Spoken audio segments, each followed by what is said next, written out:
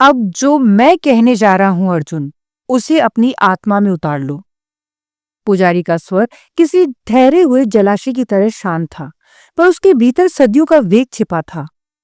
अर्जुन प्रतिमा की भांति अचल था। वो जानता था कि अब वो उस सत्य के सम्मुख खड़ा है जिसे काल ने इतिहास की राख के नीचे दबा दिया था।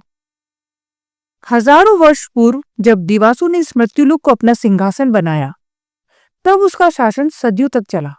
अंततः ऋतुघ्न का अवतरण हुआ। अर्जुन ने संयम खोते हुए कहा, क्योंकि उनके आयाम और पृथ्वी का समय अलग है। उनके आयाम के कुछ पल हमारे यहाँ के युगों के समान होते हैं।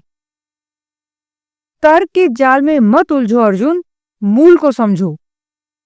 पुजारी का स्वर क्षण भर के लिए कड़क हो उठा। अर्जुन तत्काल सतर्क हो गया।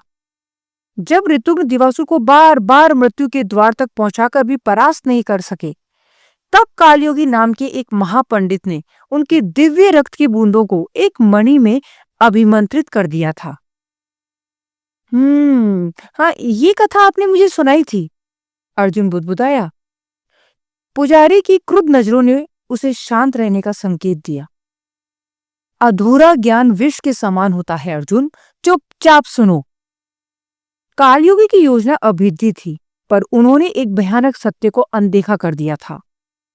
दिवासुर के शरीर को रणथंभौर की गहराइयों में सुलाने और उसकी पत्नी को कोणार्क की शिलाओं में कैद करने के बाद भी ऋतुघ्न के लिए अपने लोक के द्वार नहीं खुले थे। अर्जुन की सांसें ठहर गई। पुजारी आगे बढ़े। मणि तो बन गई, पर दिवासुर का सबसे विनाशकारी अंगरक्षक कालकेतु, जिसे ऋतुघ्न ने रणभूमि में मार गिराया था, वो हर बार एक नया देह धारण कर लौट आता था। वो मृत्यु का पर्याय था। पुजारी ने एक लंबी सांस ली। कालयोगी को ज्ञात था कि उनकी आयु समाप्त हो रही है। उन्हें यह भी पता था कि मणिधारक केवल वही बन सकता है जिसकी आत्मा कभी ऋतुघ्न के लोक में जन्मी हो, और उस आत्मा के पृथ्वी पर आगमन में सहस्त्रों वर्ष लग सकते थे। पर कालकेतु, वो हर युग में जन्म लेता रहा, मनुष्य के रक्त से अपनी प्यास बुझाता रहा। अर्जुन एकटक उन्हें सुन रहा था। कड़ियां जुड़ रही थी। अपने अंतिम समय में कालयोगी ने एक ऐसा भीषण अनुष्ठान किया था कि कालकेतु का अस्तित्व मणिधारक के भाग्य से बंध गया। अब कालकेतु तभी जन्म ले सकता था जब मणिधारक इस पृथ्वी पर कदम रखे। कालयोगी ने यह गुप्त ज्ञान अपनी शिष्य परंपरा को सौंप दिया था। पुजारी ने अर्जुन की आंखों में झांका। तुमसे पहले भी कई आए जिन्हें लगा कि वे मणिधारक हैं, पर वे महज भ्रम थे। यदि तुम वास्तव में वही हो, तो इसका अर्थ है कि अगर मैं मणिधारक हूं, तो कालकेतु भी जन्म ले चुका होगा, या तो शायद कालकेतु पहले ही हमारे बीच है। अर्जुन ने बात काटते हुए कहा। उसके भीतर एक भयानक विचार कौंधा। क्या दिवाकर ही कालकेतु है? इसलिए उसका व्यवहार इतना विचलित करने वाला था। क्या दिवासुर की पत्नी, जो अब भी अपने पति के अवशेषों की खोज में है, दिवाकर के जरिए रणथंभौर का मार्ग खोज रही है? पुजारी ने अंतिम सत्य की परत खोली। परंतु एक और रहस्य है अर्जुन, सबसे महत्वपूर्ण।